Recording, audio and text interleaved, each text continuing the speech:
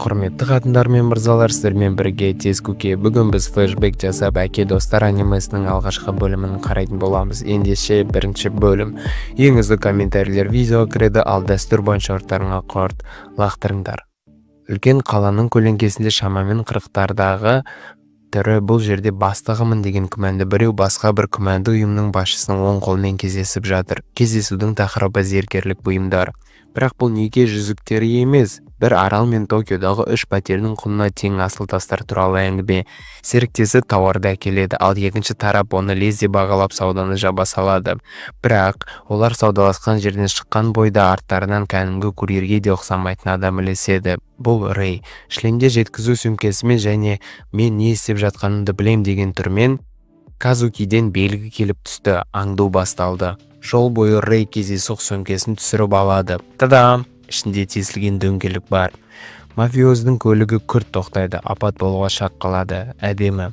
Сосын көшелермен қоғын дөңгелек астының ышқыруы түнгі экшен. Олар қашып құтылдық деп ойлайды да адамдардан алыс бір қоймаға барып тығылады. Иә, әрине. Келсе, Рэй әлде қашан сол жерде бүкіл өмірін оларды күтіп тұрғандай тұр. Сюрприз, рөлде осы уақыт бойы отырған Казуки. Тыныш қана оларды тұзаққа әкеліп тастаған, салтанатсыз оқ атылады. Және бастығының бір қол астындағысы құлайды. Енді тек бастықтың өзі қалды. Оны тергеп жатыр. Бастық телефонын береді. Бәрін осы арқылы тапсырыспен алған. Бірақ Казуки одан асыл тастар жайлы мәліметті суырып жатқанда кенеттен қоңырау. Телефонда әйел адам. Былай дейді: Мери ауырып қалды. Үнсіздік, шиеленіс. Рэй бұл жайлы айтуды ұмытып кеткен. Казуки ашуға болғады. Айқаласу басталады. Және бах! Рэй бастығын маса секілді атып тастайды. Өзі Мериге қарай жүгіреді, себебі отбасы қасиетті, тіпті сен келер болсаң да. Кейін флешбек. Бірнеше ай бұрын қыз желтоқсан ауа мандарин иісімен келе жатқан қиындықтардың лебімен тұншыққан. Казуки Накаочи есімді бір құпиясы бар әйелімен интрижкадан енді оралған. Ол шылын сасыған үйге келеді. Диванда Рэй, қолында геймпад. Түрі ештеңе сұрама. Тағы бір үйсіз мысық. Рэй алып келген, бірақ қарағысы келмейді. Тек жемді шелекпен алып тастаған. Казуки шыдай алмайды. Мысықты қайта далаға шығарып жібереді. Өзі жинауға кіріседі. Киім жуады, тамақ істейді, үйді тазалайды. Кешкі ас кезінде Рэй әлі де ұрсып отырады. Казуки түсіндіреді: біз ештеңеге бауыр басатын адамдар емеспіз. Тіпті мысыққа да. Содан кейін флешбек. Ол аяғы ауыр әйелдің ішін сипап тұр. Беті бал бұл жайнап тұр. Өткен өмір ауыр, бірақ ол бұл туралы көп айтпайды. Кейін олар операцияға керек заттарды сатып алуға шығады. Рэй әрине Санта костюмын алады. Казуки торттың ингредиенттерін жоспар мафияның кешіне жеткізу қызметін кейпінде кіріп кету. Керемет. Казуки Ядориги кафесіне бас сұғады. Іште Кютаро, олардың байланысшысы әрі бариста. Казуки Чиеден қалған ақпаратты флешкамен тапсырады, ақша алады. Ақшаның жартысын өзіне қалдырып қалғанын қайтарып береді. Себебі әлі де бір оған ақша жіберіп тұрады. Ал конверттердің үйіліп қалғандарына қарағанда ол ешқашан оларды алмаған. Сосын жанр классикасы. Жолда Казуки көше ойына кіріп кетеді. Бүкіл ақшасын ұтылады, майкамен қалады. Сыртта минус 10. Ал қаланың басқа бір шетінде 4 жастағы шамасындағы Мири пойызға өзі мініп әкесін іздеп келеді. Қаланы кезіп бәрінен сұрайды, ешкім білмейді. Сосын ол тілектер ағашына жазып кетеді: папамды тапқым келеді деп. Операцияға оралайық. Казуки тортпен мафия кешіне еніп барады, ал Кютаро байланыс арқылы дауысты өзгертетін құрылғымен қатал қауіпсіздік бастығы кейпінде көмектеседі. Бәрі жоспар бойынша, бірақ бац, лифтке Мери жүгіріп кіріп кетеді. Тортты қуып жүрген. Ол Казукиді Санта деп ойлайды. Ол да қарсы болмайды. Мери торт жеп отырып, папамды табуға көмектесесің бе дейді. Казуки жарайды. Сосын қыз алдыға жүгіріп кетеді. Күзетшілер абыр-сабыр. Рэй арбаның астынан шығады. Атыс басталады. Қонақтар шошып қашып жатыр. Рэй тура мақсатқа қарай. Казуки Мериден көз жазып қалады, кейін көреді. Бір мафиози оны ұстап алған. Рэй одан арқылы ата салайық па десе, Казуки сен не есінен айрылдың ба деп ішке қойып кетеді. Мен сенің әкеңмін деп торт табақшасын қалқан қылып Рэй мақсаттың аяғына атады. Мери босап шығып Казукидің құшағына секіреді, сосын оқ атылады, мақсат жойылды. Олар үйге оралады. Мери диванда ұйықтап жатыр. Рэй ашулы: сен бала әкелдің бе? Саған мысық әкелуге де тыйым салған еді. Казуки рюкзагын ашады. Ішінде суретте олар өлтірген мафиози, яғни Мэридің шынайы әкесі. Сөйтіп, екі киллер, бір қыз және толып жатқан проблемалар қаланың ең оғаш, ең сүйкімді және ең қаруланған отбасына айналады. Тағы да Рождество қарсаңы. Казуки адал мама секілді плита алдында тұрып жұмыртқа қуырып әлек. Ал Мэри қасында шапқылап, сұрақтармен, идеялармен және өзіне тән түсініксіз тілмен ас үйді басына көтеріп жүр. Олардың дауысы ваннадағы Рейге дейін жетеді. Ол әдетінше әлем күйіп жатса да бейқам ұйықтап жатыр. Еріксіз оянған Рей Мэриді қолына алады. Казуки душқа кетіп бара жатыр. Онымен сәл ойнап отыршы дейді ол. Ал Мэри не істейді?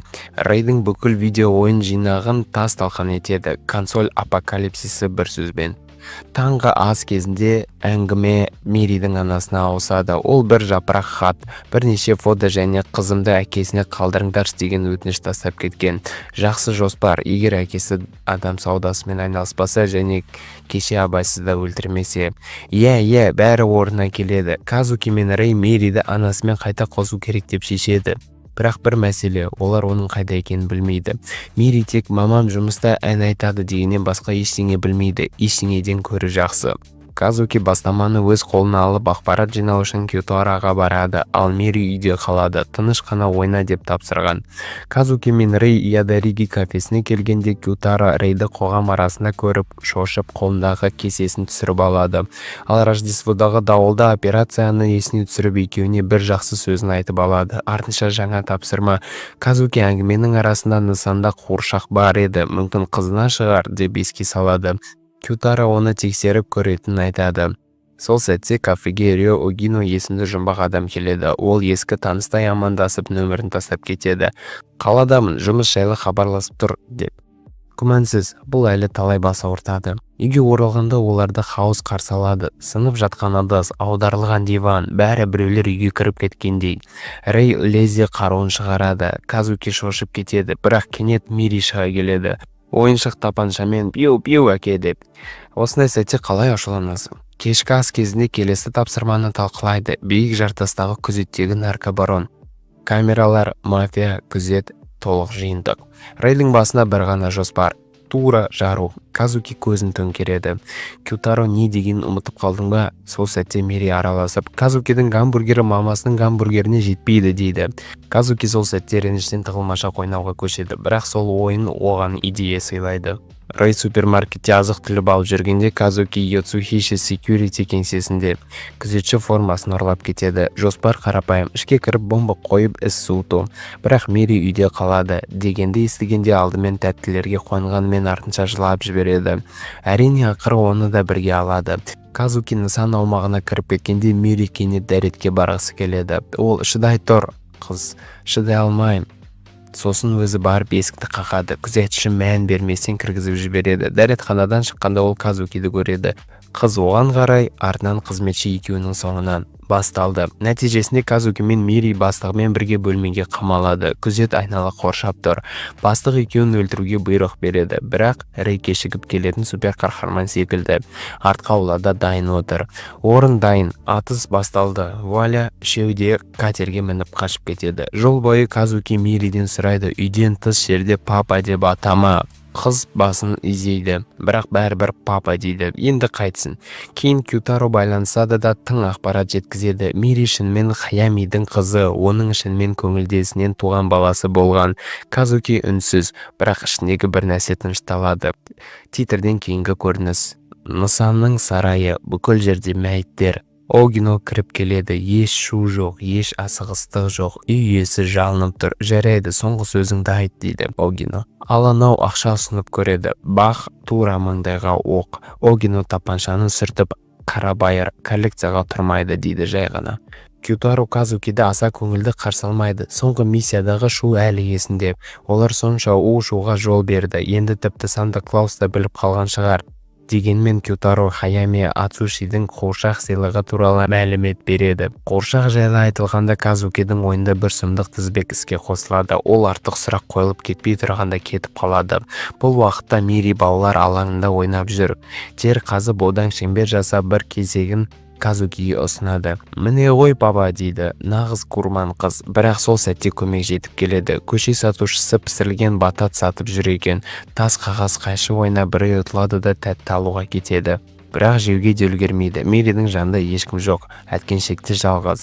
Рэй орындықта отыр, көзін бір нүктеге қадап. Балалар құқығын қорғау инспекторы жақындап келеді. Ол мынаның түрі күмәнді деп көрсеткелі жатқанда Рэй үндемей жай ғана бұрылады. Казуки келеді, ал Мэри үйреткендей оны папа деп атамайды. Бірақ үйге қайтар жолда Казуки оған түсіндіреді. Кейде папа деп айту қалыпты нәрсе. Әсіресе жағдай алаңдатырлық болса, немесе жай ғана солай айтқың келсе. Кешкісін Мэри жалғыз ұйықтағысы келмейді. Рейге тосынсый жасағысы келіп тікелей оның ваннасына баса көктеп кіреді. Рей әдетінше мұздай суық бір эмоциясыз күйде.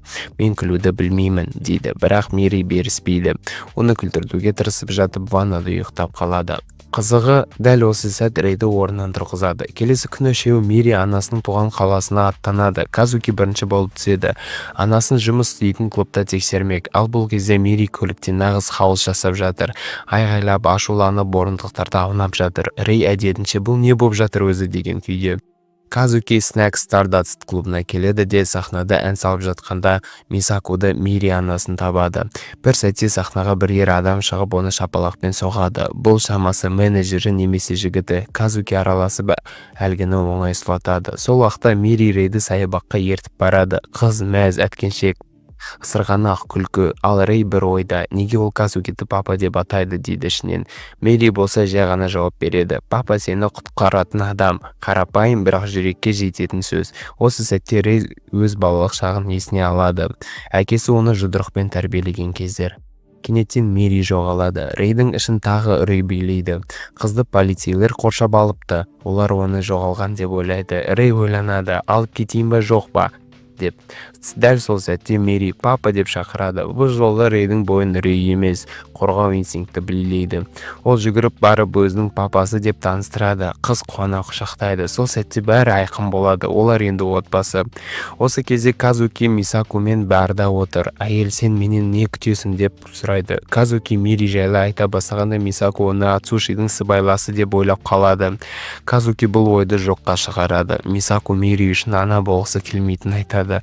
Бұл сөздер Казукиге қатты тиеді. Ол үнсіз кетеді, бірақ визиткасын қалдырып кетеді. Саябақта Мэри қайтадан өз отбасын табады. Рей мен Казуки бірге. Үйде Казуки стейк гамбургер дайындайды. Мүмкін бұл тағам бұрын Мэри анасы жасағандай болар. Қыз мәз, тіпті маманкінен де дәмдірек дейді. Бұл кішкентай бірақ өте маңызды жеңіс. Казуки Мэриді балабақшаға беру керек деп шешеді. Неге? Себебі үй енді киллерлердің тұрағына ұқсамайды, цирк аренасы сияқты. Ол Google-ға кіріп жақын жердегі балабақшаларды іздейді, бірақ тек бас тартулар табады. Орын жоқ, кезек айға дейін. Алдымен әкімдіктен тіркеліп кел, сосын тіркеу бойынша әжеңе бар. Жалпы бюрократия шабылдауда. Бұл уақытта Мэри шат-шадымнан ол моральдық тұрғыда әлде қашан ромашки деген қиялдағы топқа қосылып бәрімен дос болып кеткен. Ал Казуки күйіп тұр. Пульсы қарсылас мүлкін миналаған кездегі деңгейден де асып кеткен. Үшеуі балалар істері бөліміне бару үшін әкімдікке барады. Оларға 140 номер беріледі. Ал таблода 103. Казуки кезекте қартайып барады, бірақ берілмейді. Ол оған үйренбеген. Кабинетте одан құжаттар тізімі, скринингтер, қан анализдері, сиқырлы би рәсімдері талап етіледі. Казуки бас іздейді. Ал ойында қолдан жасалған мөрлерді сызуда. Және ол жасайды. Барлық құжаттарды кәсіби түрден қолдан жасайды. Қолтаңбалар, анықтамалар, файлдар дәл бір өмір бойы дипломмен жалған ақша жасаумен айналысқандай. Бір күннен кейін олар қайта оралады. Және бум, Мэри ресми түрде тіркелді. Заңды түрде дерлік. Бірінші таңдау Июми Боси балабақшасы. Сұхбат апатпен аяқталады. Мэри тәрбиешіге өзінің әкелері ересек адамдардың жұмысымен айналысатынын және жиі ұзын қатты ататын ойыншықтар ұстайтынын айтып қояды. Казуки бір сәтте ағарып кетті. Шыққан соң ол қызға сыбырлап айтады. Тек әкем айтты деп айтта, үндеме. Рей сияқты үндеме. Келесі талпыныс Аозора. О, керемет, оларды қабылдайды. Жақсы жүректі Анна Ханю мен директор нағыз жүректі адамдар болып шықты. Мэри, Казуки және Рей бір-біріне бес беріп, дәл бір әкелер арасындағы олимпиаданы отқандай қуанады. Еңсен кейін Тахаши молға шопинг рейд. Кадзуки Мириді сәнді етіп киіндіреді, нағыз балабақшаның ханшайымы болсын деп. Костюмдер, туфлилер, тіпті 2000 йен тұратын дизайнерлік тіс щеткасы да бар. Олар үйге қайтады. Шаршаған бірақ бақытты. Сол кезде Рэй жай ғана былай деді: «Ей, нұсқаулықта Мири есімін бәріне жазу керек деп тұр. Тіс щеткасына, кружкаға, шанышқаға, тәпішкеге, тіпті шұлыққа дейін». Кадзуки қайтадан ашуланады, бірақ бәрін өзі жазады, жалғыз түнде. Ал Рэй болса мысықты құшақтап ұйықтап жатыр. Келесі күні олар Аозораға голливудтық үштік сияқты кіреді. Кадзуки қызыл смокингте, Рэй ақ костюмде, Мири бутиктен шыққан ханшайымдай. Балалар алаңындағы аналар бір-біріне жүрекшелер лақтырып жатыр. Екі ыстық папа кіріп келді. Аналар чаты отқа оранды. Іште оларға балабақшаның жабдықтары көрсетеді. Бәрі керемет. Мири бірден басқа балалармен ойнауға асығады, бірақ олар оны елемейді. Ешкім онымен ойнағысы келмейді. Бірнеше күн өтеді. Кадзуки әрқашан оны алып кеткенде Мири дораманың 15 сериясындағы кейіпкер сияқты жерге қарап тұрады.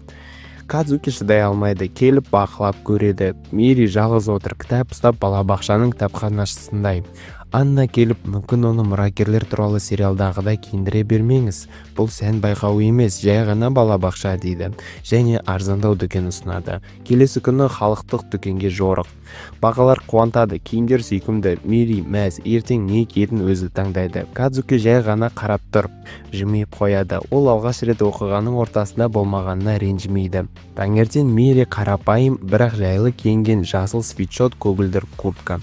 Кадзуки қасында қалып онымен ойнайды, доблақтырады, достасуға көмектеседі. Және білесіз бе, бұл нәтиже береді. Кешке Мири жарқырап, «Папа, бүгін керемет болды» дейді. «Я, ең жақсы күн». Рэй мен Кадзуки тосын сый жасайды. Мири өз бөлмесін алады. Барлығы Мири қалағандай. Қыз шаттықпен екеуіне құшақ жайып рахметін айтады. Күндей күлімдейді. «Я, Рэй алғаш рет дерлік нағыз әке сияқты көрінеді». Дерлік. Бірнеше күннен кейін Мири кенет демалыс алады. Анна Ханю хабарласып, Аозорада вирус тараған, карантин оқшаулау хаос болғанын айтады. Кадзуки мен Рэй, ақыры үйде отырамыз ғой дейді. «Аға, қалай десеңде?» Мири мәз, оған тапсырма береді. Ата-анасының қандай жұмыспен айналысатынын білу. Ал Кадзуки мен Рэйдің жүздері қылмыскерлер тергеудегі отырғандай. Киллер екендерін айту бала тәрбиелеп жатқанда ең нашар идея. Ал Мири әрине қоймады. «Айтыңдар, әйтпесе интернетке жазам» деп. Күндіз олар Мириге қарап жүрсе, түндіз жұмыс істейді. Ұйқысыз 3 күн оларды зомбиге айналдырады. Кадзуки табаны телефонмен шатастырады, ал Рэй жай ғана ваннада өмір сүреді. Бір күні Кадзуки тапсырмаға кетеді, ал Рэй қалады. Бірақ оның қарап отыру ваннада пісіп жатқан тұшпара сияқты ұйықтау. Ал Мири болса, папалар үндемейді, өзім бәрін білем деп пәтерден үн-түнсіз шығып кетеді. Кадзукидің соңынан еріп, қаланың ішінде ізіне түседі. Бірақ бір сәтте итке алаңдап қалады. Ит 1, бақылау 0. Ол Кадзукиді жоғалтып алады. Кадзуки мен Рэй Мириді жоқ екенін түсініп, бүкіл қаланы кезіп іздей бастайды. Ал Мири болса жай ғана Кютаро кафесіне барады. Сол жерде кімге тап болады дейсіз бе? Дұрыс, Рё Огиноға сол күмәнді тип. Кютаро абдырмай Мириді ішке кіргізіп жібереді. Бәрі анимедегідей болып кетпей тұрып. Кадзуки мен Рэй кафеге үйреленіп кіргенде бар табуреткасында отырып шырын ішіп отырған Мириді көреді. Ол қуанып «Папа» деп екеуіне бірдей қарайды. Кютаро тамағына тұншыға жаздайды. Ол айтпақшы бірден тапсырма жайлы сұрай бастайды. Олар ештеңе бітірмегені белгілі болғанда Кютаро жомарттықпен Мириге өзі қарай тұруды ұсынады. Киллер папалар. Әрине, Мириге нұсқаулық береді. Кютароның жанында «Папа» деп айтпап, артық ештеңе леп етпе. Мири басын езіп бәрін түсінгендей болады да келесі күні ақ сурет салып тастайды. «Мынау менің папам атып жатыр, ал мынау күлкілі нәрсе айтып жатыр». Кютаро кофеден бір ұрттап, таң қалдым, бірақ түрімнен байқатпаймын режимін қосады. Баланы шошытып алмас үшін Кютаро фантазияны қосады. Рэй мұнай бароны. Ваннасының астында мұнай бұрғылары бар. Ал Кадзуки стендап комик, бірақ сәтсіз. Айтпайды ешкімге, ұялады. Мири күледі, бірақ көздер бәрін түсініп отыр. Кютаро анықтамақшы болады. Бәлкім басқа туыстары бар шығар, үйі отбасы, бірақ Мири жай ғана күлімдеп, «Мен папалармен бірге қалым келеді мәңгілікке» дейді. Ал Кютаро кенеттен езіліп кетеді. Кадзуки мен Рэй оны алып кетуге келгенде абайлап сұрайды, «Бірдеңе айтып қоймады ма?» деп. Кютаро түрмен «Бәрі бақылауда» дейді. Кейін Мири ұйықтап жатып, оларды тағы да папа дегенде Кадзуки ақтала бастайды. Шын мәнде біз оны отбасына қайтарғымыз келген, иә. Бірақ Кютаро бәрін баяғыда-ақ түсініп қойған. Ол тік айтады. Бастапқыда араласқып келген, бірақ оның сіздерге қалай бауыр басқанын көргеннен кейін не үшін бұлай жасап жатқандарыңызды түсіндім. Ол ескертеді. Олар жүрген жолдың соңы жаман аяқталуы мүмкін. Олардың жұмысы отбасылық жылулыққа жарамайды. Қателессе ауыр соққы болады. Өте. Бірақ соңында ол былай дейді: егер шешім қабылдасаңыздар, артқа қарамаңыздар, соңына дейін барыңыздар дейді. Кейін Кадзуки Мириді балабақшадан алуға келгенде оған Анна тәрбиеші жетіп келеді. Түрі салық мекемесіндегі бастығы сияқты. Ол: сіздің күн шығысыңыз біреуді ұрған дейді. Кадзуки шокта. Не? Мири ме? Бірақ нақты кім бірінші бастаған ешкім көрмеген. Бәрі балалардың қараңғылығы мен түтікшелігі шындардың астында. Анна Кадзукиге: Миримен сөйлесіңіз, жаймен, әке сияқты дейді. Үйде Кадзуки тергеуді бастайды. Қане қызым, біреуді тартып жібердің бе? Мири үндемейді. Ол төбелеспеген тек бір бала, Тайга өзін дұрыс ұстамағанын айтады. Кадзуки тереңірек қазып бастайды. Сол кезде Мири жарлады. Сен жамансың, жек көрем сені деп драматична кетіп қалады. Драма деңгейі 5 жастағы Оскар актрисасы. Келесі күні Кадзуки кінәсін жуғысы келеді. Мири үшін императрицаға арналғандай ланч жасайды. Бірақ оны үйде ұмытып кетеді. Керемет. Мири зоопаркке экскурсияға кетіп қалған, ал оның ланчы ауа. Мири ренжулі, тіпті Кадзуки емес Рей апарсын дейді. Ал Рей әрине қарсы емес, артық сөйлеспей көлікпен жүре беруге себеп. Кадзуки паникада. Біз оның түскі асы туралы ұмыттық. Бірақ ереже бойынша ата-аналар мектеп экскурсиясында пайда бола алмайды. Бұл дегеніміз стелс миссия уақыты. Балалар зоопаркта қыдырып жүргенде Мири мен достары тағы да Тайгаға тап болады. Ол өзін жұмсақ айтқанда кішкентай мафиозді ұстайды. Кадзуки мен Рей бұталардан бақылап отыр, спецагенттер сияқты. МЖС стилі. Балалардың топтан қалып қойғанын көреді, бірақ Мири басшылықта қолға алады. Өзіміз қайтамыз деп бәрін бастап жүреді. Нағыз пингвиндер капитаны сияқты. Содан кейін ол тележкадан тамақ ұрлап жатқан еркекті байқайды. Бірақ Мири әдеттілік перзенті. Ол төлем дыбыстаған жоқ деп сатушыға белгі береді. Ұры айғайлап: мен әлі қайтып келем дейді де кетіп қалады. Иә, әрине көке, сәттілік саған. Түскі ас уақыты келгенде Мири әлі де ланчсыз, бірақ сол бұзық Тайга кенет өзгеріп кетеді. Миримен тамағын бөлісіп кешірім сұрайды да оның мықты екенін мойындайды. Кім ойлаған, бутерброд достықты емдейді екен. Бірақ бәрі тым тыныш болып кеткен еді. Сол ұры қайта келеді де тамақ сұрайды. Балалар үйрейді. Тайга батырша оның қолынан ұстап алады. 6 жастағы Бэтмен сияқты. Бірақ ұры шын пистолет шығарады. Кернеу максимум. Дәл осы сәтте екі алып маскот арт жағынан пайда болады. Олар кім? Әрине Рей мен Кадзуки аң костюмдерінде. Дәл зоотопия килдерлік нұсқа сияқты. Олар ұрыны әп-сәтте заласыздандырады, тіпті терлеп үлгермеді. Кейін Анна оларды табады, аздап шокта. Мири мен Тайга енді достар. Кеше шапалақ, бүгін бауырластық. Балдар логикасы осындай. Анна мақұлдайды, бірақ сірә енді ештеңеге таң қалмайтын сияқты. Кешке үйде Кадзуки Мириден кешірім сұрайды. Оның түскі асының қалғанын, ал Мири бәрібір сол ланчты көргісі келеді. Кешікседі. Әке, Кадзуки, миссия орындалды деді. Рейге егер үй жинаудың көбін өзі атқарса, Мириға көбірек көмектесе алатынын айтады. Рей бар күшін салып жүргенін айтады. Кейін Рей мен Мири тамақ ұнамайтынын айтып шағымданғанда, Кадзуки олардың табақтарын алып қояды да жегілерің келмесе жемеңдер дейді.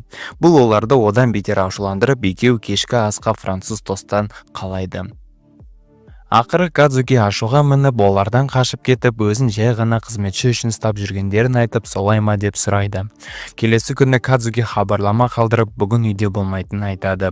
Рей мен Мири үйде жалғыз қалғандықтан, Рей оларға таңғы ас дайындауға мәжбүр болады. Олар ботқа жеп отырған кезде Мири балабақшаға барам ба деп алаңдайды. Ал Рей сағаттың түске таяп қалғанын түсінеді. Ол Мириға киім кигізіп, заттарын жинап, оны велосипедпен балабақшаға апарады. Ал Кадзуки Кютара кафесінен тығылып Рэй мен Мириға көмектесіп, өзін құрметтеуді қалайтынын түсіндіру үшін кетіп қалған. Ол бәріне шағымдана бастайды, бірақ Кютаро бәрі көңілді өтті деп сендіреді. Кютаро Кадзукиге оның келіні Карин тағы да берген ақшаны қайтарып бергенін айтады. Ол Каринмен тікелей сөйлесуге кеңес береді. Себебі ол Юдзуканың отбасындағы жалғыз адам. Бірақ Кадзуки оған жолықпауға шешім қабылдайды. Кадзуки бір күнін Дороти және Кэролмен бірге бірнеше әйелмен өткізіп, кейін көшеде бір топ еркекпен төбелесіп қалады. Ол оянғанда Карин оны кездестіріп жағдайын сұрайды. Ол оның ақымақ кейіпте жатқанын айтып, Кютаро бәрін айтып берген және сөйлесу керек екенін жеткізеді. Кадзуки кетіп қалмақшы болады, бірақ ол оған ақшаны үнемі жіберіп тұрып, енді оны айналып өте алмайтынын айтып айғай салады. Карин Кадзукиге бұдан былай оның ақшасын алмайтынын, ал Кадзуки де ақшаны беруді тоқтататынын айтып уәде береді. Менің әпкемнің өліміне сен кінәлі емессің ғой, солай ма, дейді ол. Кадзуки бұл оның кінәсі екенін, себебі оны өзі өлтіргенін айтады. Кадзуки бір тар көшеде сенделіп жүргенде есіне бір оқиға түседі. Бірнеше жыл бұрын бір тапсырма орындау кезінде Кадзуки бір ер адамды қуып, бірақ ол ұрланған көлікпен қашып кетеді.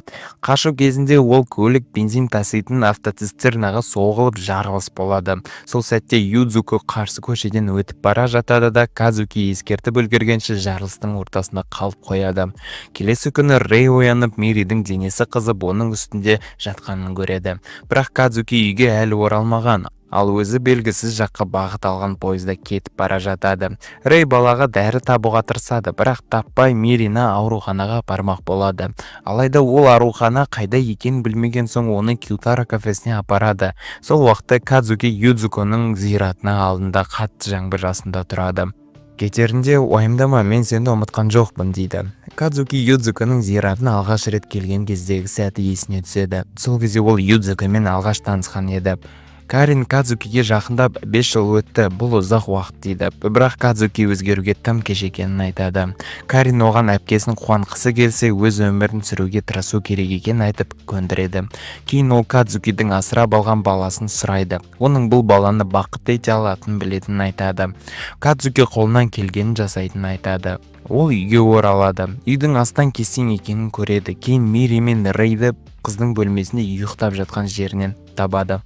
Келесі күні Мири мен Рэй таңғы асқа Кадзукиге француз тосттарын жасап бермек болады. Бірақ ол олардың талпынысын құптамай, жай ғана жымиып олардың бір-бірімен дауласып жатқанын бақылап отырады. Кейін Кадзуки Мириға сыйлығын оның сындырып алған қолшатырының орнына жаңасын табыстайды. Қолшатырды алған Мири қатты қуанып онымен билей жөнеледі. Кадзуки азық-түлік алу кезінде Мириға Рейдің әкесін шайтан немесе қорқынышты деп сипаттайды. Бұл өзіне босс деп айтатын қатал қарт адам. Рей оны 3 жылдан бері алғаш рет көреді. Әкесі оның өмір салтын сынап енді үйге оралатын кезі келгенін айтады. Кадзуки Мириға Рейдің әкесі одан әрқашан көп нәрсе талап еткенін айтады. Рейдің әкесі оған отбасылық бизнесті басқаруға кірісіп, үйім басшысы болу керек екенін, өлтіруші болу оның қанында барын айтады. Рейге бүгін күн батқанша бір тапсырманы аяқтау керек болады. Ол әкесінен мұрсат сұраса да, оған мүмкіндік берілмейді. Рейдің жүргізушісі Огино. Ол оны жұмысқа апара жатып тапсырманың мән-жайын түсіндіреді. Огино Рейге кейбір шеберліктерді үйреткен, сондықтан олардың мақсатпен таныс екені байқалады. Алайда Рейге дәл осы адамды өлтіру тапсырылған, себебі ол отбасына опасыздық жасаған. Жолда келе жатып Огино өлтіру философиясы жайлы айтпақ болады, бірақ Рейге бұл мүлде қызық емес. Рей көліктен түскенде Огино оған өлтіретін адамның соңғы сөзін айтып беруді сұрайды, себебі ол оларды дәптеріне жазып жүреді. Рей айлақтағы нысанаға жақындайды, ал ер адам Рейдің неге келгенін түсінген бойда атыс басталады. Ол бала күннен Рейді білетін айтып, оның отбасынан кеткеніне таңғалғанын жеткізеді.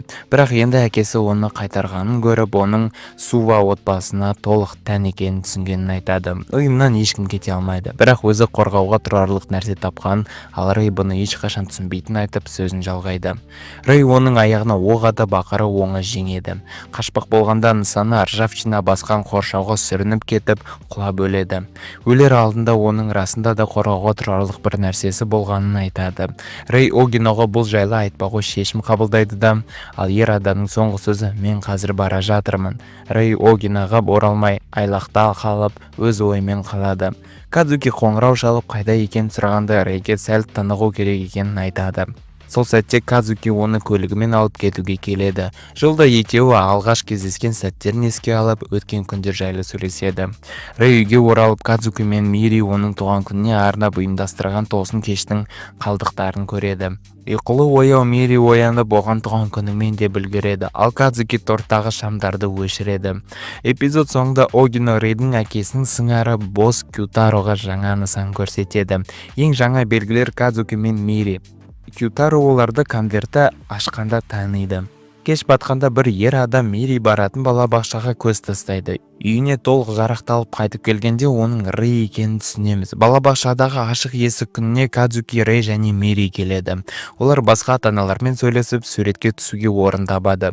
Мири сыныптастарымен бірге кетеді. Мири балабақша өкілі ретінде спорт күніне арналған қошемет сөзін айтады. Балалар әртүрлі ойындар мен жарыстарға қатысып, арқан тартысады. Ал ата-аналар соның ішінде Казуки мен Рэй оларды бақылап отырады. Күндізгі шаралар басталар алдында топ түскі асқа үзіліс жасайды. Бұл жарыс күнінің басты оқиғасы және Мири жеңіске жетіп алтын медаль алғысы келеді. Казуки басқа ата-аналар және балалар өздері Мири жүргізуді аяқтағанда қол шапалақтайды. Рэй де қуанышты айқайға қосылып, ұялшықтығын жеңген сайын дауысы күшейе түседі. Оның дауысы Мириді тоғысынан ұстап алып, қыз сүрініп жарыс ортасына құлап түседі. Мири жарыста артта қалып, қайтадан қуып жете алмайды. Ол медаль алады, бірақ бұл жай ғана қатысқан үшін берілетін медаль, алтын емес. Рэй ата-аналар мен балалар жарысына қатыспауға шешім қабылдайды, ал Казуки, Мири екеуі бір топ болады. Себебі өзін Миридің жеңілісіне кінәлі сезінеді.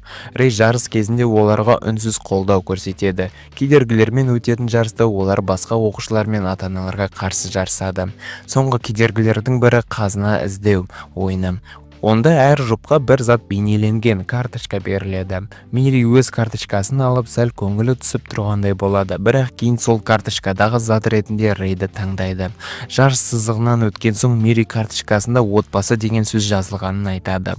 Мектептегі Мири апайы фото түсіруді ұсынғанда, Казуки мен Рэй қылмыс ізі қалдырудан тартынғанымен отбасылық суретке түсуді шешеді. Ашық алаңдағы күн аяқталған соң бәрі тарап кетіп, не істегендерін, алдағы маусымға қалай дайындалатындарын талқылайды. Кейінірек Огино Кютаро отырған Ядариги кафесіне келеді. Казуки, Мири және Рейдің отбасылық портреттеріне жиіркене қарап, Огино Кютароға жұмысты ұмытпа деп ескерту жасайды. Рождестволық кешке дайындық кезінде Миридің сыныбы тыныш түн әнін жаттайды. Осы уақытта Казуки мен Рэй қызға не сыйлау керек екенін ойластырады. Мири анасы Мисаки балабақшаның алдында күтуде. Ол Мириді алып кетуге келгенін айтады. Казуки мен Рэй Мисаки мен Мири бірге бір күн өткізуге рұқсат береді. Кешке Мири ұйықтап қалғаннан кейін олар Мисакимен сөйлеседі. Ол қайтып келген себебін, жұмысынан қуылғанын, жігітімен айырылысқан және ең сорақысы тамағына тараған рактың кесірінен ән айту мүмкіндігін жоғалтқанын айтады. Мисаки Казуки мен Рейдің жұмысына байланысты бос уақыттарының аздығын сылтауратып, Мириді алып кеткісі келетінін айтады. Ол олардың айналысатын ісі қауіпті екенін айтып, Мириға енді өзі қамқор болатынын жеткізеді. Казуки мен Рей бұған ренжіп, кейін Кютароға Мисаки олардың жұмысы жайлы қайдан білгенін айтып шағымданады. Казуки мен Рейді қорғау үшін Кютаро Мисакиге олардың жалдамалы өлтіруші екенін өзі айтқанын мойындайды. Ұйымдағы адамдар Мири олардың жұмысын бұзып жатыр деп есептейді, және егер олар жақын арада одан бас тартпаса, жаза бұдан да ауыр болатынын ескертеді. Казуки мен Рэй Мири мен Мисакидің қоштасуына жағдай жасап, олармен бірге соңғы күнді өткізеді. Бірге тамақтанады, дүкен аралайды, ойын ойнайды, аттракционға барады. Казуки бұны қонуға қалатын күнде батаса да, бұл шын мәнде қоштасу еді. Казуки мен Рэй Мирисіз өмірге бейімделе алмай жүр. Екеуі де ұсақ өзгерістері барады. Мысалы, оның сүйікті ботқасын сатып алады, немесе телешоуын қосады. Бірақ бұның бәрі тек оның жоқ екенін еске салады. Рэй тіпті шылым шегуді бастайды, өйткені Мири түтін иісін сезбейтінін есіне алады. Казуки бұл өзгерісті байқап, Рейдің видео ойындарын қатты ойнап жатқанын ескертеді. Ал Рэй Казукидің тамақ дайындауда жиі қателесіп жүргенін айтады. Рэй Мири жақсы тамақтанып жүрме екен деп алаңдайды, бірақ Казуки оған қыздың күтімде екенін айтады. Кенеттен Рэй жаңа жылға үйіне қайтатынын айтып, пәтерден кетіп қалады. Алайда Казуки бірге барудан бас тартып, орнына Мири жоқ үйдің тым үлкен көрінетінін айтып, кешірек орын іздеуге шешім қабылдайды. Келесі күні Казуки Кютароның жасырын мекеніне барып, жаңа жұмыс іздейді. Кютаро Мири олардың өміріне қаншалық әсер еткенін айтып, Рей қайда кеткенін сұрайды. Казуки оған Рей жаңа жылға кеткенін айтқанмен, Кютаро оған Рейдің шын мәнінде үйіне оралғанын түсіндіреді. Бұл Казукидің көңілін түсіреді. Ол Рей мен өз әкесі туралы ойлай бастайды. Одан кейін Мири мен Мисакидің оқиғасы баяндалады. Мири анасымен сөйлесіп, тыныш түн әнін орындағаны үшін Казуки мен Рейдің өзін мақтағанын айтады. Ол олардың қашан келетінін ойланып күтіп жүр, бірақ Мисаки екеуін де оның әкесі емес екенін айтып теріске шығарады. Мири олармен бірге өткізген түрлі іс-шаралар туралы айтып, екеуін де жақсы көретін, бәрі бірге өмір сүрсе екен деп тілейтінін білдіреді. Осы кезде Сигеки Сува Рейге бір тапсырма береді, аяқталмаған істерге қатысты. Сигеки оған бір сурет көрсетеді. Онда ол Казуки және Мири кондитер дүкенінде бірге тамақ ішіп отыр. Бұл Рейді таңғалдырады. Сигеки бұл мағынасыз байланысты үзбегенін айтып, осылай жалғастыра берсе Сува отбасына масқара әкелетінін ескертеді. Ол Рейге бұл тапсырманы еш қиналмастан орындау керектігін, тіпті бұл Мириді өлтіруге әкелсе де оны істеуге тиіс екенін айтады. Алайда Рей оны өлтіре алмайды, өйткені ол басқа кез келген адамды өлтіре алар еді. Бірақ тек Мириді ғана жоқ. Соған қарамастан Сигеки клан басшысы ретінде өз ұстанымын нақты айтып, Рейдің мұрагер ретіндегі міндеті бұл миссияны еш шүбәсіз орындау екенін қайталайды. Казуки Рейден шұғыл қоңырау алады. Ол Миридің үйіне баруын өтінеді. Казуки бірден жағдайды түсінеді де Кютароға хабарласып, Миридің анасымен байланысып, олардан кетуді сұрауын өтінеді. Кейін көрініс Мисакидің үйіне ауысады. Мұнда Сува отбасының алғашқы құрбаны Рио Огино келіп, Мисакидің ішінен атып жібереді. Казуки дәл уақытында келіп үлгереді, бірақ бастапқыда араласуға тырысып, оқ иығына тиіп жараланады. Дегенмен ол полиция шақырып, назарды аударып үлгереді және Рейді де көмекке шақырады. Осы сәтте Рио Огино бір сәтке алаңдап қалады. Казуки бұл мүмкіндікті пайдаланып, оған оқ атады. Рио біраз уақыт Казукиді қайта бақылауға алса да тым кеш болады. Оқиға орнына полиция келеді. Алайда кейін белгілі болады, бұл тек Кютароның жоспары бойынша қосқан жалған полицей Дабл екен. Мисаки алған жарақаттарын қайтыс болар алдында Мириді Казукидің қамқорлығына тапсырады. Кютаро Казукиға бәрі ушығып кетпей тұрып кету керектігін ескертеді. Олар ұйықтап жатқан Мириді өздерімен бірге алып кетеді. Кютаро Мириді Казуки мен Рейді өзінің үйіне қауіпсіз жерге алып барады. Рей Миридің аман есен ұйықтап жатқанын көріп жеңіл тыныс алады. Бірақ Кютаро Мириді олардан алып Мисакиге тапсырғаны үшін кешірім сұрайды. Ол солай істеу арқылы Рейдің өмірін тексеріп жүрген бастықтан қорғадым деп ойлаған. Бірақ ол бұл адамды дұрыс бағаламаған түсініп, болған жағдайға өзін кінәлайды. Рей өзін кінәламаса да Миридің ата-анасынан бәрін тартып алғаны өзін жауапты сезінеді. Казуки Мири туралы барлық деректерді өшіріп, оны балалар үйіне тапсырып, өмірінен бір жолы кетейік деген ұсыныс айтады. Алайда Рей онымен бірге қалғысы келеді. Өйткені ол өзінің әкесінің шындығынан қашудан басқа түк істемеген, дем алып тұрған мүсін сияқты сезінеді.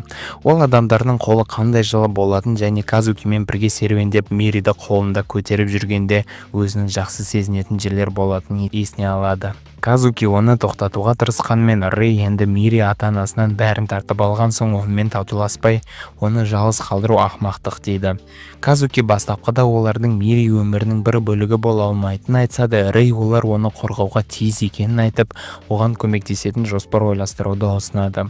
Ол Казукидің жағасынан ұстап алып, өздерінің бастығы Казуки екенін айтып, бұл жолы өзгере алатын, Мириді бақытты ету үшін бәрін жасайтынын жеткізеді. Бұл Казукидің көзін ашады және ол Мириді тастап кетуден бас тартады. Мири оянғанда анасын сұрайды, бірақ Казуки оған өтірік айтып, анасы бір шаруалармен кеткенін, жақында қайтып келетінін айтады. Ол сонымен қатар Мисакиде қайтып оралады, сонда Мири тағы да бақытты болады дейді. Кейін Казуки Мириге қарау ережелерін айтады. Мысалы, ұйықтатуды кезектесіп істеу және балабақша сабақтарын жіберіп алмау. Казуки мен Рей үй шаруасы жайлы сөйлеседі. Монша қабылдаған соң тісті тазалау, тамақ істеу мен үй жинауды бөлісу. Казуки Рейге кепкен ыдысты жуар алдында жинап алу керектігін, шаң сорғышпен тазалау кезінде жердегі заттарды теріп алу керектігін ескертеді. Рей келіседі, бірақ ойын уақыты туралы сұрайды. Ал Казуки қалжыңдап, бір күнге 1 сағатпен шектейік дейді. Кейін Казуки Кютароға екеуі киллерлік жұмысын тастап Миридің әкесі болуға шешім қабылдағандарын айтады. Казуки де Рей де Мири үшін шынайы отбасы болуға бел буған.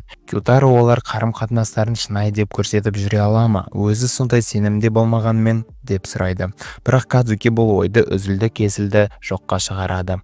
Олар Мири үшін шынайы отбасы болғысы келеді. Бұл шешім олардың өмірінде үлкен өзгерісті білдіреді. Олар бұрынғы киллер өмірлерін артта қалдырып ата-анаға айналады. Енді олар бұрынғы қателіктерін түзеп Мириға махаббат пен қамқорлық беруге бекінген. Қар жауып тұрған кезде Казуки, Рей және Мири үйде таңғы ас дайындайды. Мири асырап алынғанына 1 жыл өткен. Қайтадан Рождество келіп жеткен. Мектептегі мұғалімі Мисаканың рождестволық бағдарламаға келетін сұрағанда Казуки тағы да өтірік айтып, ол сапарда жүр, Сантаға сыйлықтар таратуға көмектесіп жүр дейді. Ол шындықты айтпайды. Суваның резиденциясына кіргеннен кейін Казуки мен Рей бөлінеді. Рей өзін құрбан етіп Огина Казукиге қару кезеніп тұрған кезде оны атып үлгереді. Бірақ ол аман қалады, себебі үстінде оқ өткізбейтін жилет болған. Казуки мен Рей Огинаны бірге өлтіреді. Оны ас үйде пышақпен арқамен бастан ұрып, пышақты мойнына кіргізіп жібереді. Рей Сигекиге қарсы шығып, үйімнен кетіп, Казуки мен Мириға нағыз отбасы болғысы келетінін айтады. Әкесі бұған қарсы болғанмен Рей шешіміне сенімді. Тіпті ұйымға енді ешқашан қару көтермеу үшін өз оң қолын атып жібереді. Рей кетіп бара жатқанда Сигеки артынан атып жібергісі келеді, бірақ соңында ұлын жіберіп қояды. Жарақатына қарамастан олар Миридің рождестволық бағдарламасына үлгереді. Бірнеше жылдан кейін Мири жоғары сыныпқа өтеді. Ал Казуки мен Рей дәмханада тұрып оған таңғы ас дайындайды. Олар бұрынғыдай оқ атпай енді жұмыртқа қуырып жайлы дәмхана жүргізіп жүр. Солай достар, достар, анимеміздің 1-ші маусымы осымен аяқталды. Бұлар киллер бола жүріп кездейсоқ әке атанған 2 жігіттің адам өлтіруден гөрі отбасымен бірге таңғы ас ішкен, әлде қайда жақсы екенін түсінген хикаясы. Подписканы басып, лайк қойып, комментарий жазуды ұмытпаңыздар. Мейірімді болыңыз және хоботыңызды жуып жүріңіз. Қарағандарыңызға рахмет, қоштаспаймыз.